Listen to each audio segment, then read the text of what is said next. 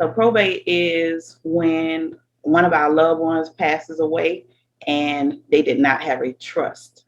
And I want to make sure I say that because a lot of people think that if your loved one has, or you, if you have a will, that you don't have to go through probate. And that's not true.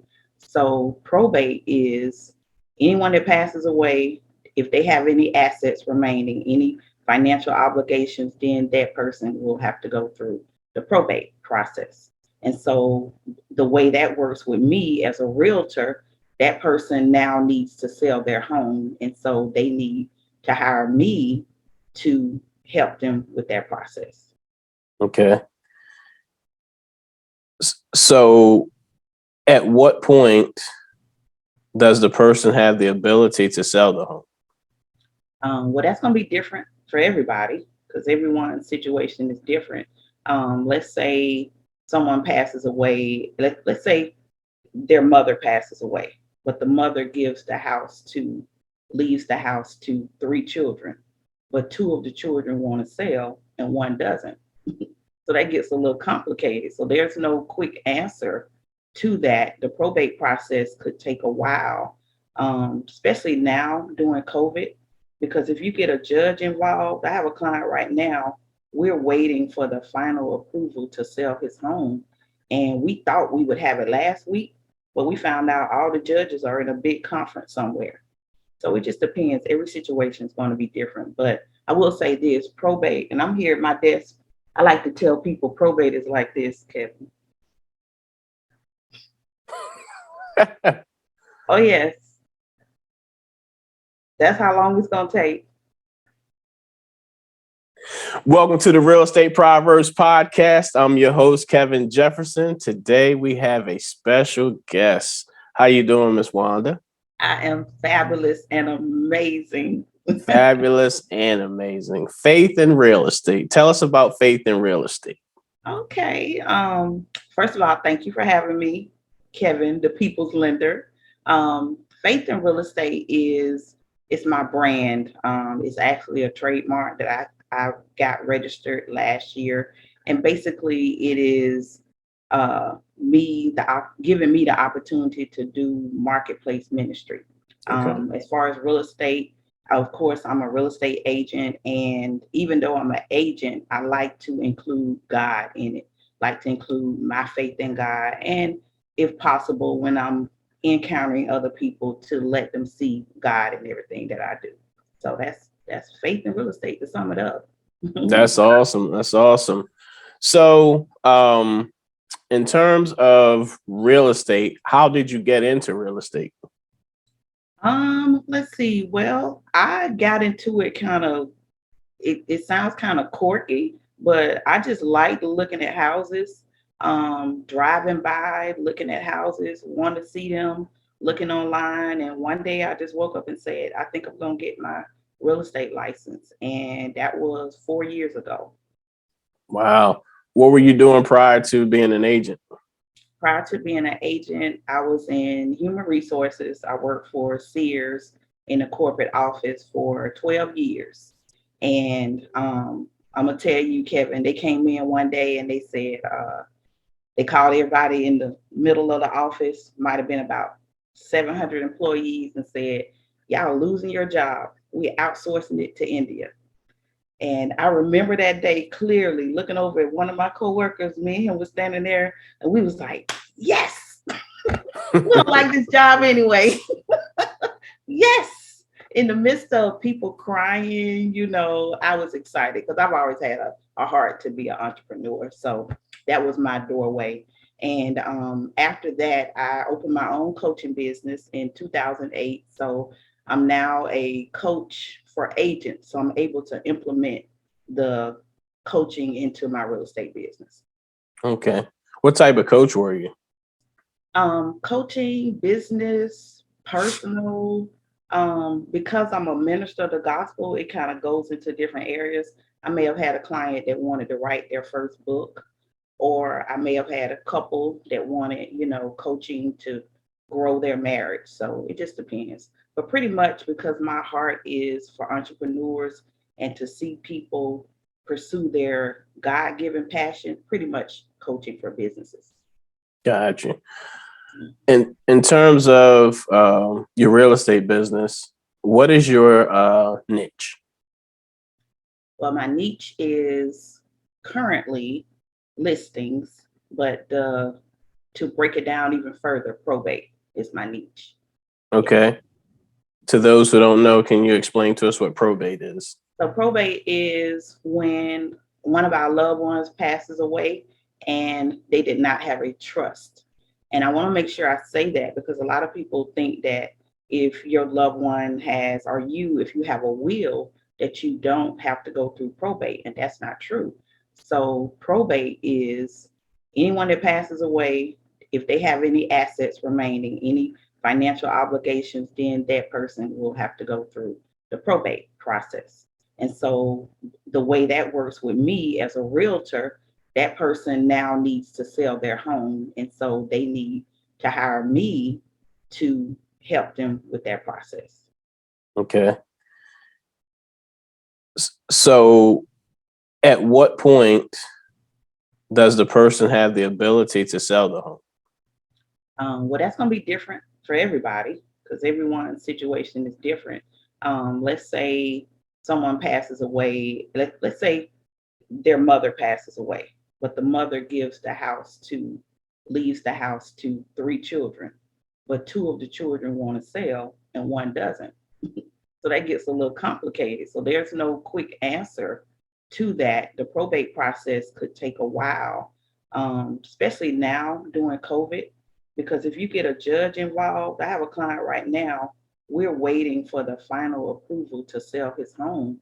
And we thought we would have it last week, but we found out all the judges are in a big conference somewhere.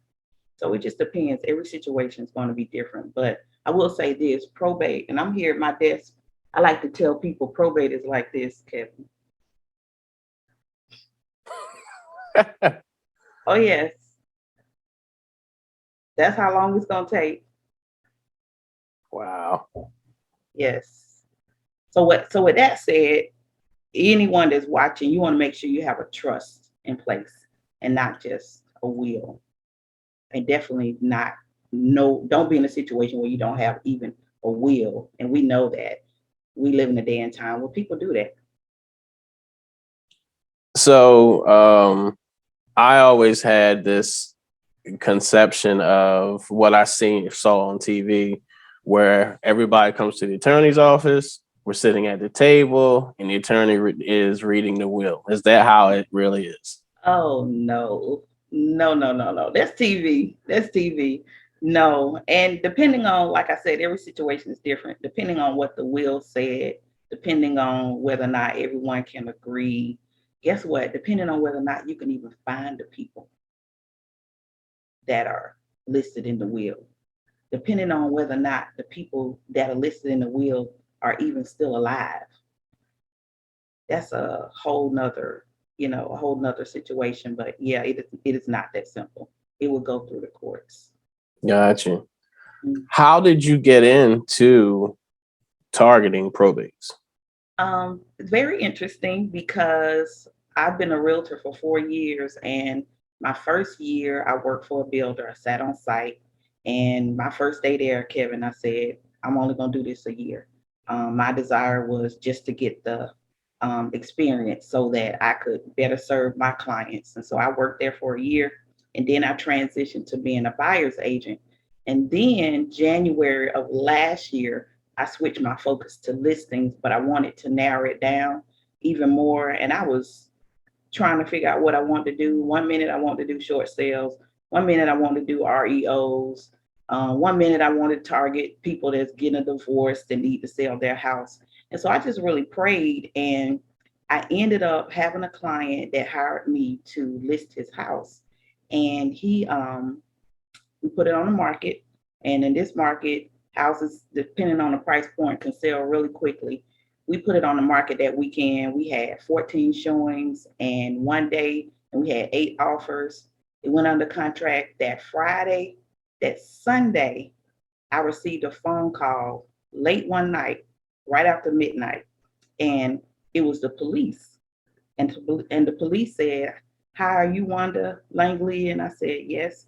They said, "We're here at your client's house and we want to, we need you to come to the house and open the door for us because your client has a brother that lives in another state and his brother speaks to him every day and he hasn't spoken to your client in 2 days." And so the police said, "Will you come here and open the door?" Now, mind you, it's after midnight. And so I got up and I told the police, "Of course I'll do it. I want to make sure my client is okay." And the thing about it, I knew his brother because my client was elderly and I had spoken to his brother a few times because sometimes my client would have a problem signing the paperwork electronically. So he would have to help him. And so, anyway, that night I went to his house. And when we got there, it didn't even occur to me that the super boxes, the boxes, I guess people don't know what super boxes are, but these are little blue boxes that allow the realtor to go into the home. It didn't even occur to me that at midnight at night, the super boxes won't open. They shut off at a certain time. And so, and I wasn't thinking that, I just got in my car and said, "Let me go, to my client's house." And the police ended up saying, "Okay, well, we were trying not to do this. We're going to go through the window." And so I stood outside and I waited for the police to go on the side of the house to go into the window, and I could see them. I'm standing outside now, and they didn't turn the lights on, and I could see the flashlights when it hit each window, watching them, and my heart's beating. I'm standing outside by myself. I was thinking, "Lord, am I in a Lifetime movie or what?" And so, long story short, they went in the house and they discovered that my client was not alive. And, that just broke my heart. I remember, Kevin, when the police officer opened the front door, I stood there and I looked at him and he didn't say anything. And I said, "Was the man in there?" And he said, "Yes."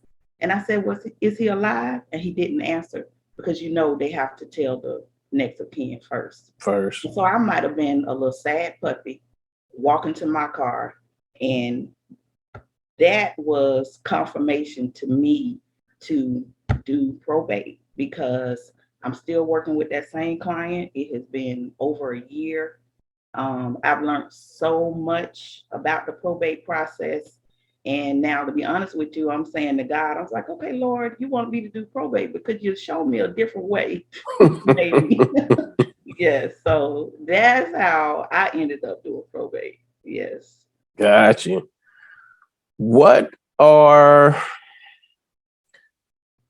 a few challenges you run into when working with probate clients?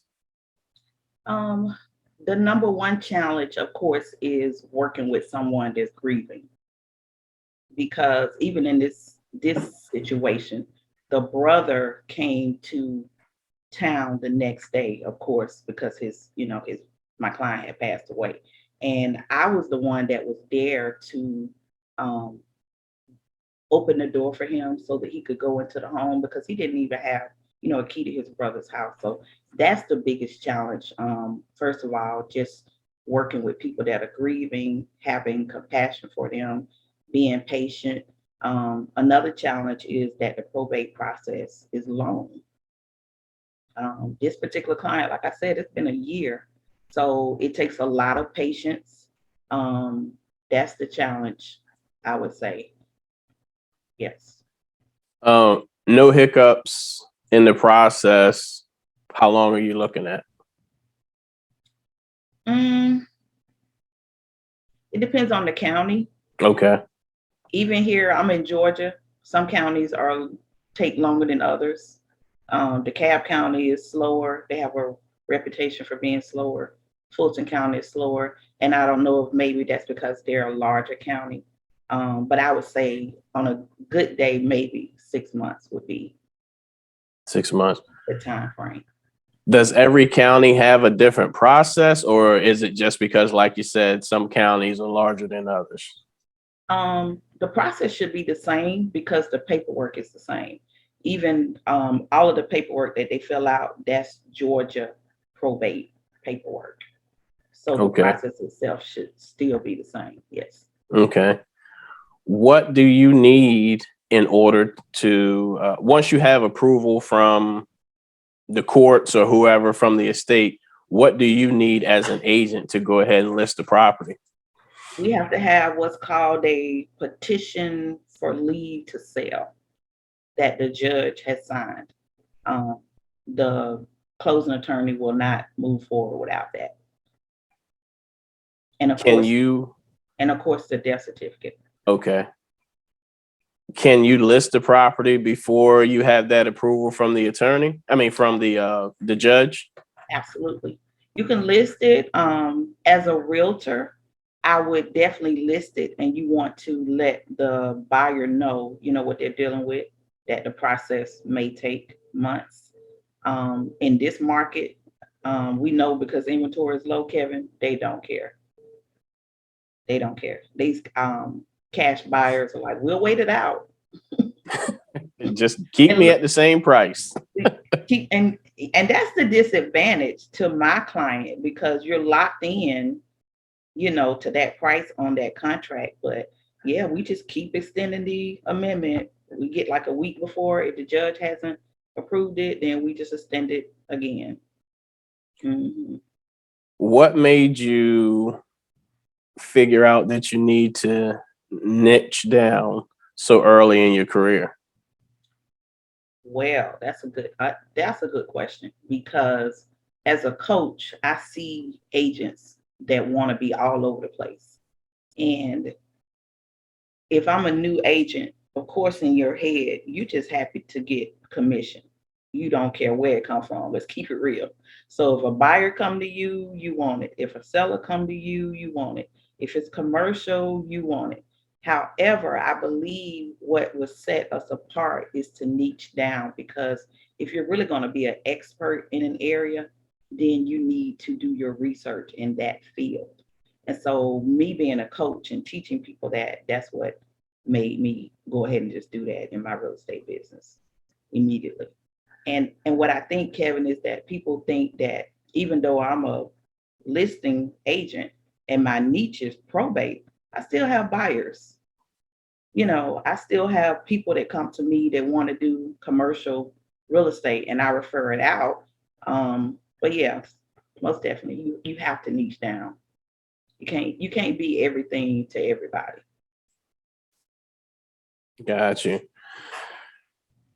So if I am in the process of purchasing a home, how do I, and I know you're not an attorney, so disclaimer, Wanda's not an attorney. This is not legal advice. This is just her experience from being a probate agent, an agent who does probate listings. If one of your clients purchases a home from you, what would be your advice to them in terms of getting their affairs in order in case they transition early? Awesome. I'm glad you asked that, because when I talk to my clients, just because I like to educate people, I ask them, do you have life insurance? And I'm asking that in the buying process. And if they tell me no, Kevin, I will actually say to them, you need to get some life insurance before you buy a house, because to me, that's more important. Because we live in a world where people are doing GoFundMe's left and right. And so if a person buys a house from me, I want to make sure that they have life insurance. And I want to make sure that they have a will in place, but preferably a trust in place. And I'm actually selling a client's house right now. They close next Tuesday. And they're an elderly couple. I think they may be about in their 70s. And in conversations with them in past, and Kevin, I've asked them, do you have a will or trust in place? And they said no. And I broke it down to the husband. I said that now the property that I'm selling for them is in the husband's name. I broke it down to the husband to say that if something were to happen to you today, your wife and your kids are going to have to go through the Georgia court system. You don't want to do that. And so people think that they can't afford it, because it does cost money to have the will done and to have the trust done. So I've told them, okay, when you sell this home, I highly suggest, because now you have all this equity and you're going to get this big fat check, take the time at that point to go ahead and have the trust done so that everything, your affairs are being ordered. Wow. That makes a lot of sense. How much does it typically cost to have a will drafted up? Will and you can, it's going to depend. Now, again, disclaimer, I'm not an attorney, because you probably could call 10 attorneys' offices and they're going to give you different rates based Okay. on the services they provide. And it's going to depend on the each will is different. Okay. If I had a will, I have a daughter, I have two daughters. One is an adult and one is a child. So my will is going to look a little different, because if I passed away, my 15-year-old, she can't do anything because of her age. And then the will will be different because of the person's assets. So every situation is going to be different. I remember taking a class with one attorney, and he said that he had two clients that are millionaires. And when he did the trust paperwork for each one, it was different because one had a child that's incarcerated. So the wording has to be different. Right. It's funny that not funny that you say that. A case like that is an example that I use of why you would need to have title insurance. Because let's say the buyer purchases the home and no one notified the party that was incarcerated. And then he or she comes home and finds out that a house that they had ownership to was sold, and they don't have their signatures. They weren't aware of it, and they had partial ownership to it, and it wasn't brought up in title. They can file a claim for that property. Mm-hmm. So when it comes to the buyer, that title insurance policy covers the buyer and the lender. Because if it is true that he or she has had ownership to that property and wasn't notified or didn't receive their portion, the title insurance policy pays out that claim. So it doesn't come from the buyer. So that's the importance of having buyer's title insurance policy and the lender, because the person doing the title work is human and they're going to make a mistake. And it may not have been that transaction because they go back 60 years. So it could have happened 50 years ago. And then somebody stakes claim and say, hey, I was supposed to have part ownership. I didn't even know they sold the house. That is what title insurance covers. Wow. And so let me interview you now. So in cases like that, I'm a realtor. Okay. Of course, you just taught me something. And when my buyer, when I'm taking them out to show them the house, of course, I don't have that knowledge to tell them that. So how do we educate people on topics like that? Of course, they should subscribe to your channel. They would get the education. How do we educate people on topics like that? Because we don't know. Right. So it's a conversation that I have with my clients when we go through closing calls. They're going to ask, hey, what's all included in closing costs? I just did it in the consultation today. Okay. I went through exactly what's included. And one thing that you can do is you can, as the buyer, exclude title insurance for the owner. Most attorneys' offices do not. They don't advise it.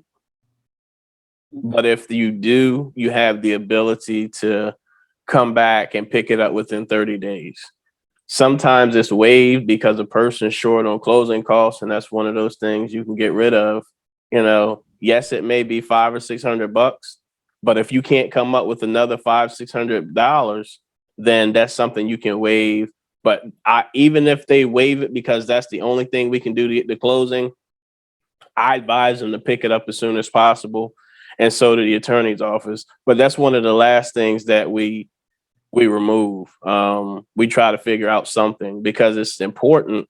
Something that I learned is once you do that, that title policy is only good for the title search that was done.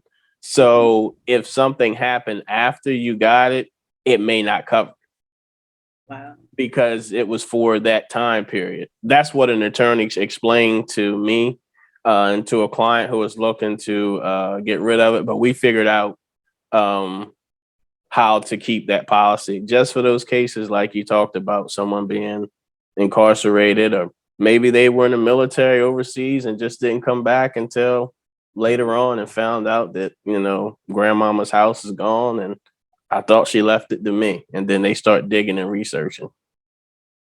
Wow. But yeah, yep, that's the importance of title insurance. If someone is looking to get into being a probate, an agent who specializes in probates, any additional advice that you would have for them? Because obviously everything, while it looks simple and easy, I'm sure there's things that we don't know that you had to go through in order to get training on this. If someone wants to get into it, I would say look into opportunities to educate yourself on the topic. And that's what I started doing. My brokerage, I'm blessed to be at an amazing brokerage. They offer classes on probate, and I've taken those classes.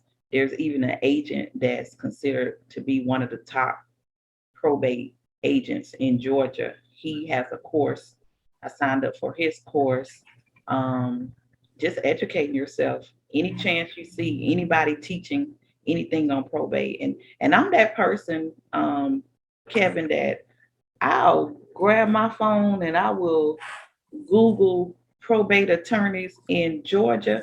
I'll send them an email. I'll call them and say, hey, can you help me? Can you teach me something? And you don't know until you ask. There are people out there that will give you information, and that sets you apart from other agents. So absolutely, just step out on faith and do it. Seek the knowledge. It's out there.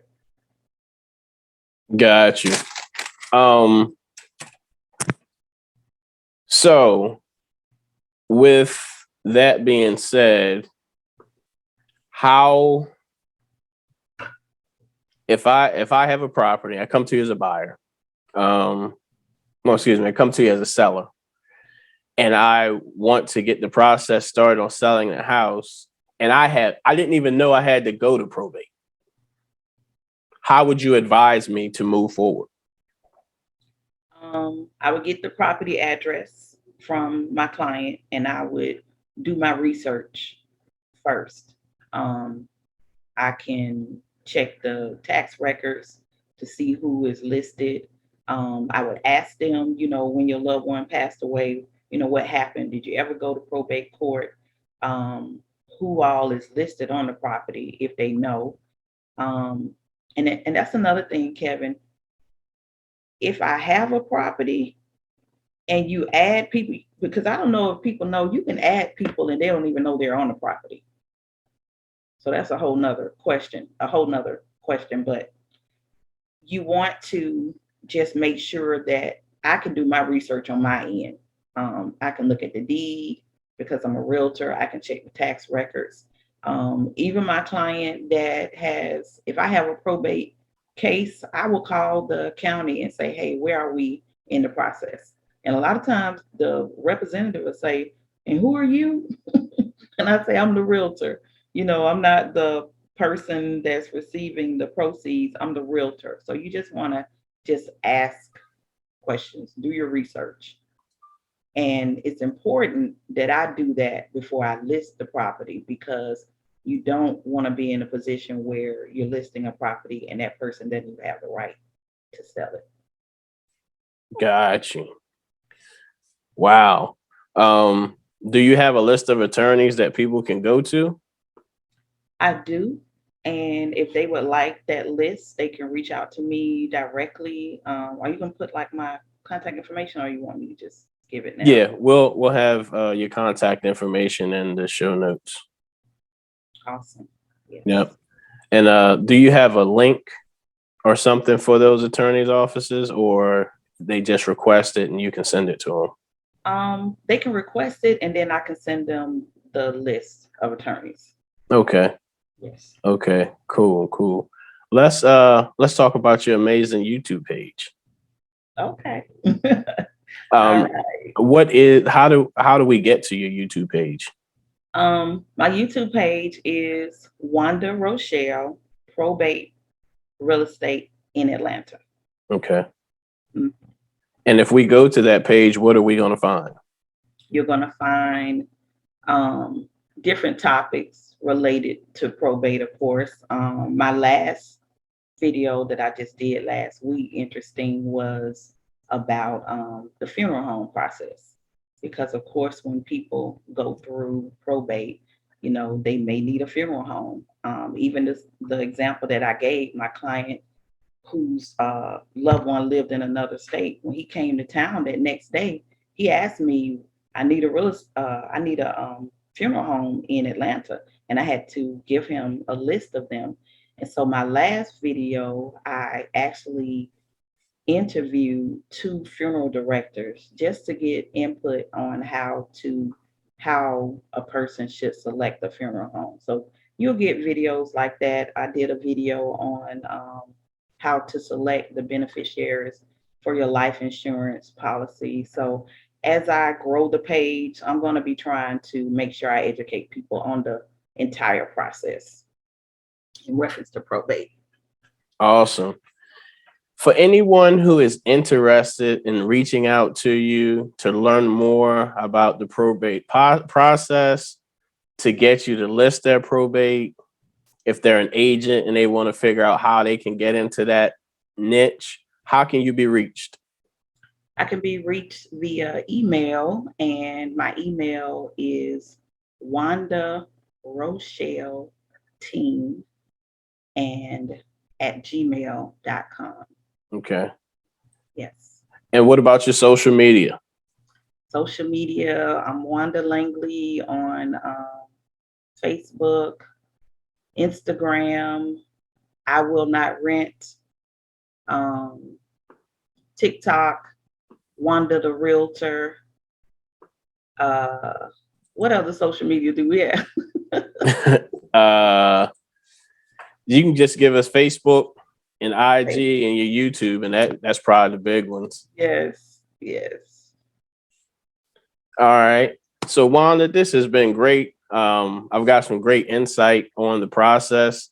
Looking forward to checking more out on your YouTube page and learning more about the process. Before we go, do you have a coaching program that people can learn about? I definitely have a coaching program for realtors. They can reach me at the same information. I love coaching realtors. My motto is, Kevin, that I'm training realtors that will be 10 times better than the average agent. So yes, they can reach out to me for my coaching program. We actually did a Zoom on this past Monday night. The name of the class was So You Want to Quit Your Job and Be a Full-Time Realtor. And so it was an awesome class, because some people get their real estate license and they want to take that leap of faith to quit their job, but they don't know what to do. And so that's one entity of my coaching program. My daughter, who's 25 years old, who just became a real estate agent and just took that leap herself this past January, we actually taught the class together. So yes, absolutely. Anyone interested in coaching, feel free to reach out to me. Cool. Hey, well, Wanda, thank you for your time.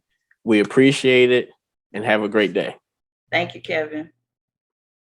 Thank you for watching the Real Estate Proverbs podcast with Kevin Jefferson. Make sure you like this video and subscribe to the channel so you can be notified when the latest video drops.